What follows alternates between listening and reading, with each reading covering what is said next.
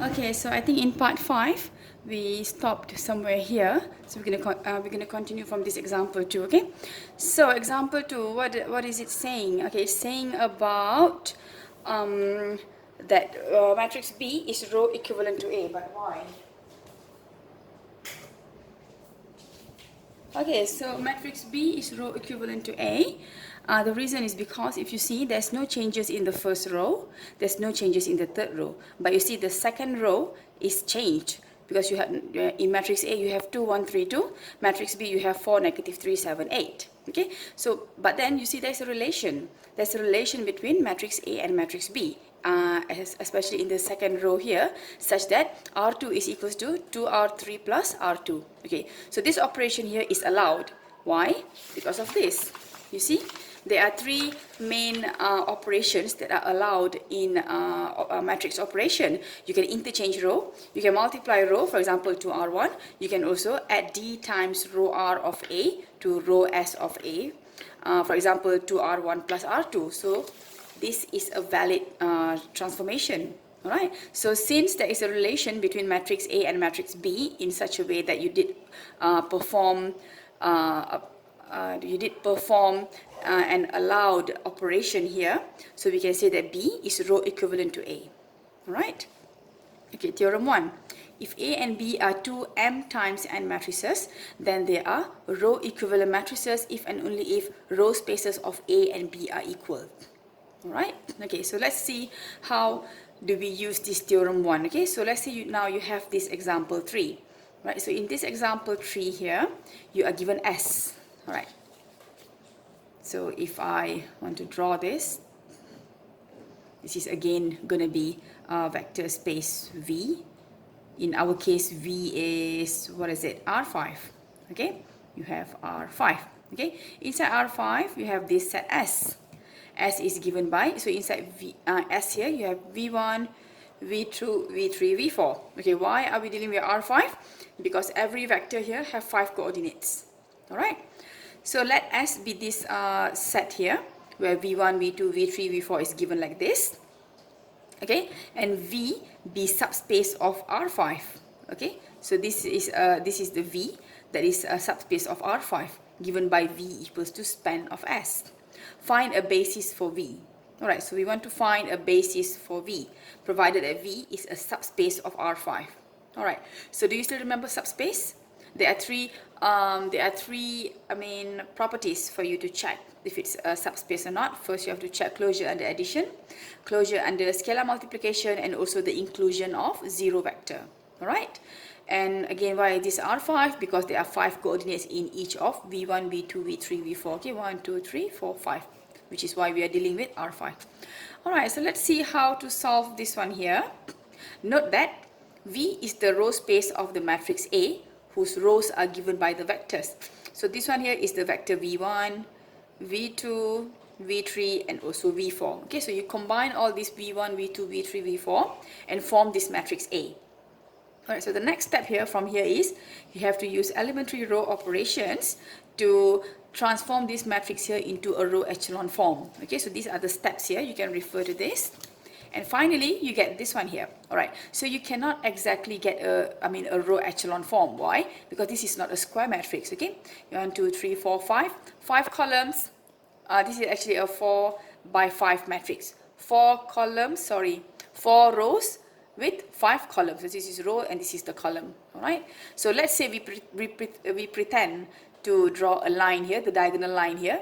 So we have to make sure that every element inside this underneath this diagonal line here, I mean the lower triangular here, have to be all 0. Alright, so this is already in a row echelon form. Okay, so the row spaces A and B are equal, and basis for row spaces B consists of the non-zero rows of B. So this one here, do you still remember? This one actually goes back to this one here, example 1, which goes back to theorem 4.14. Okay, you have a matrix A, and then you form a matrix B, which is in the row echelon form, and then from there, non-zero row vectors of B form a basis for the row space of A. So non-zero rows for B will form the basis for matrix A. Okay, so what are the non-zero rows? How many non-zero rows you have here? You have 1, 2, and 3. So this is not included. Why? Because this is all zeros, 0 rows. We are only looking for non-zero rows. Okay, so for that reason, this is the first basis W1. This is the second basis W2, and this one is the third basis W3. All right, so W1 is this, W2, and also W3, and these W's form a basis for V. Right, so same concept by looking at the row echelon form. From there, non-zero rows of the row echelon form will form your basis for your answer. All right. Okay, so let's have a look at these definitions here. The dimension of row space of A.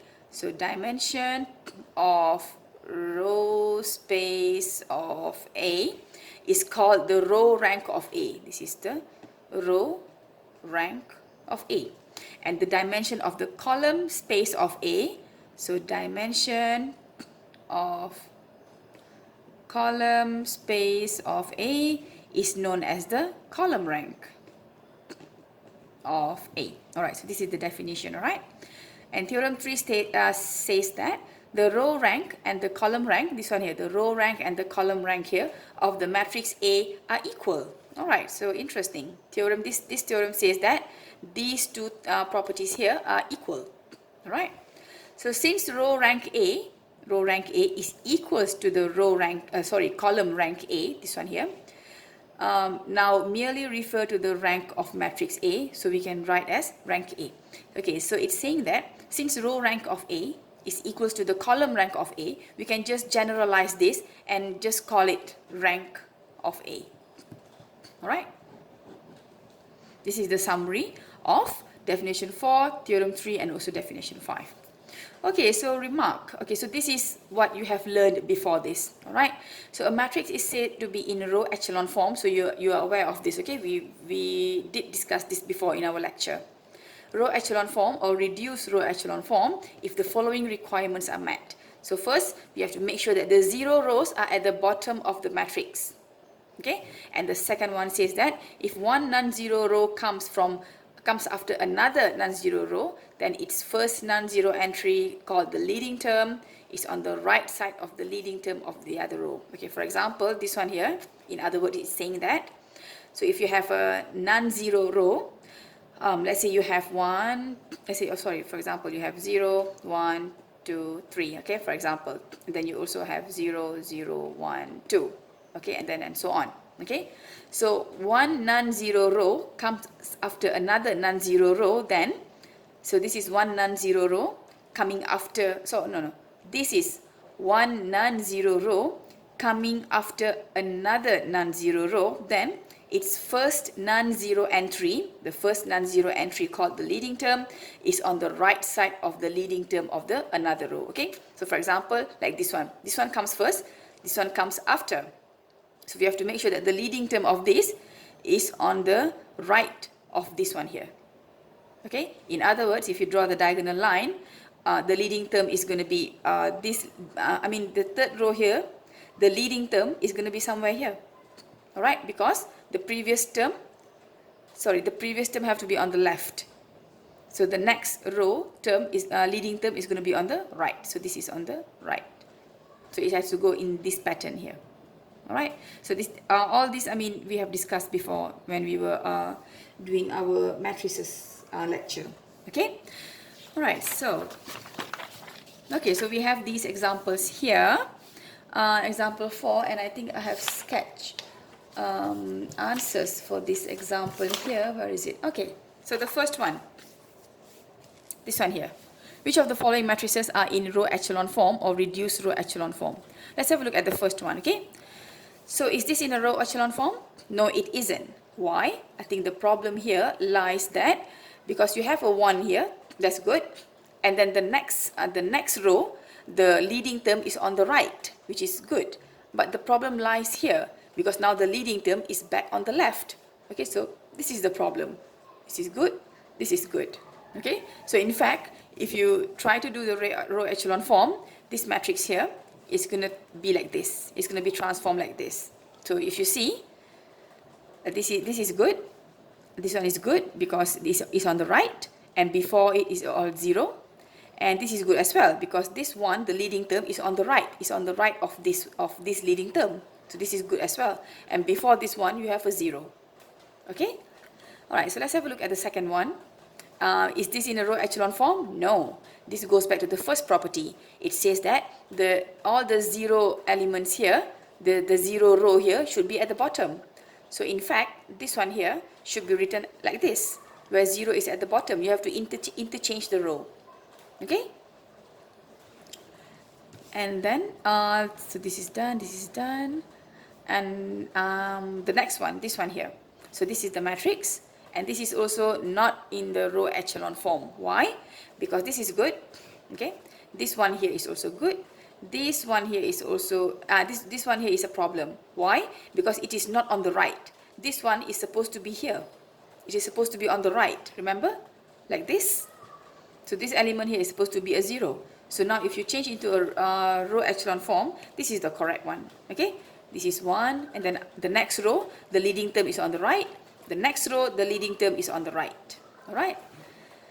Okay, so the fourth one, it is still not a row echelon form. Why? The problem is here.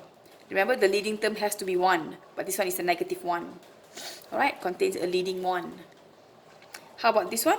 Okay, this is good. It is in a row echelon form. This is good. This is on the right. On the right, the leading term of this row is on the right of this row. That's good. And the leading term of this row is on the right of the previous row, which is good. Okay, and before the 1 is all 0, 0. This is good, right? And the last one, this one here, is also good because you have 1 here, good. And the leading term for the next row is on the right, good. The leading term of the next row is on the right. And there is there's no all 0 rows here. Okay, so this is yes. It's in a row echelon form. Okay, the procedure for computing the rank of a matrix is as follows. There are 2 steps, step 1 and step 2. Step 1, use elementary row operation to transform matrix A into matrix B. So basically, you are given matrix A, you use elementary row operation and transform matrix A into a matrix B. So matrix B is going to be in the form of row echelon form. Okay, something like this or something like this. Alright? And then this is the first step. And the second step is rank A is the number of non-zero rows of B. Remember, like just now? This is the matrix B, which is in a row echelon form. So the rank is the number, the rank is the number of non-zero rows. So how many non-zero rows you have here? You have 3, right? So the rank of A is going to be equals to 3. Okay? Alright. So let's see one example here, example 5. This is the matrix given to you, and the question wants you to compute the rank of A. Okay, so we're going to follow the same steps here, step by step. There are 2 steps together. So the first one says that you have a matrix A. You have to first of all use elementary row operation and change matrix A into a matrix B, which is going to be a row echelon form. Okay, once you get the row echelon form, the number of non-zero rows in the row echelon form is going to give you the answer for your rank A. Alright, so let me see if I did some calculation on example 5 or not. It's not even supposed to be example because the answer is not given. This is supposed to be exercise. Am I right? Okay, so anyway, I think I have the answer here with me. So this is the matrix A given. So after multiple steps, I have transformed this matrix A into matrix B. And this matrix B here is in row echelon form. Okay? And rank A, by the definition here, rank A is the number of non-zero rows of B. How many non-zero rows of B we have? This is a non-zero row, and this is another non-zero row. So we have 3 non-zero rows, which means that rank of A, matrix A, is equals to 3. Alright? Okay, so let's move on. Theorem 4. An n by n matrix. So you see when it says n by n matrix, you should know that we are dealing with square matrices. For example, 2 by 2, 3 by 3, 4 by 4, and so on. Okay? An n by n matrix A is non-singular if and only if rank of A is equals to n. Okay, it means the number of non-zero rows, which is the rank of A, is equals to this number here, n. Alright. So example 6. So you have this matrix A here. Okay, the determinant of matrix A. What is non-singular? Do you still remember? Non-singular implies that determinant is not equals to 0. Alright? So you are given a matrix A, you calculate the determinant of matrix A, and it is equals to -2, which is not a 0. That is, A is non-singular. So now what you can do is, you can use this theorem 4 and say that the rank of matrix A is equal to 2. Why? Because this is a 2 by 2 matrix. Alright, rank of A is equals to n, and n comes from n by n. So rank of matrix A here is equals to 2 because this is a 2 by 2 matrix. Alright, so theorem 4 and example 6, theorem 4, example 6 illustrates the theorem 4. Okay, alright. So how about this corollary one? If A is n by n matrix, the rank A is equals to n if and only if the determinant is non-zero. Okay, so this is interesting. And then corollary 2, let A be n by n matrix. So this is all, if you see, it's dealing with square matrices. Alright. The linear system AX equals to B has unique solution for every n times 1 matrix B if and only if rank of A is equals to n. And then the next corollary states that the homogeneous system A equals to 0. Okay, homogeneous and non-homogeneous. What's the difference? Homogeneous and non-homogeneous. Homogeneous is when you have AX equals to 0. Non-homogeneous is when you have AX equals to B. So the difference is on the right hand side here. Okay, so this is homogeneous, so the right hand side is equals to 0. So the homogeneous system AX equals to 0 of n linear equations in n unknowns has non-trivial solution if and only if rank of A is less than n. Okay, and the last theorem here states that the linear system AX equals to B, so this is, if you see, this is a non-homogeneous system, okay, has a solution if and only if rank of A is equals to rank A, and you have a triple dot here, B. Okay, what does it mean by A triple dot B? So A triple dot B stands for the matrix who's obtained from A by joining to it column B. Means you write down matrix A, you combine the last column with matrix B. Alright, from the right. The matrix A triple dot B is called the augmented matrix for the system AX equals to B. Okay, so let's see one of these examples. So this example 7 here illustrates theorem 5. Alright, so let's have a look how this is done. Okay, so you are given this linear system, this one here. Okay, so you can write this linear system in terms of matrices. Okay, so you're going to get 2, 1, 3, 1, -2, 2, 0, 1, 3. And then you have x1, x2, x3, the variables. And then on the right hand side, you have 1, 2, 3, this one here. Okay, so this is the B, this is the A, and this is the X. Right? Okay, so now it says that rank A is equals to the rank of matrix A joined with B. Alright. Okay, so that there's something here that I need to... Oh, okay, so let's read theorem 5 again. The linear system AX equals to B has a solution. Has a solution if and only if these two are equal. Okay, so you're given the system of linear equation now. We want to check if we have a solution or not. How do we check? We can use this one here. First, find the rank of A, and then find the rank of A joined with B, and then see if they are equal or not. Then that answer is going to indicate if the system of linear equation given to you here has solution or not. Okay, so this is all based on theorem 5. Alright, so what is matrix A? Matrix A is a coefficient matrix, this one here. So 2, 1, 3, 1, -2, 2, 0, -1, 2. So how do you find the rank of this? Do you still remember how to find the rank? Well, there are 2 steps to find the rank. The first one is, you're given matrix A, you do the row elementary operation.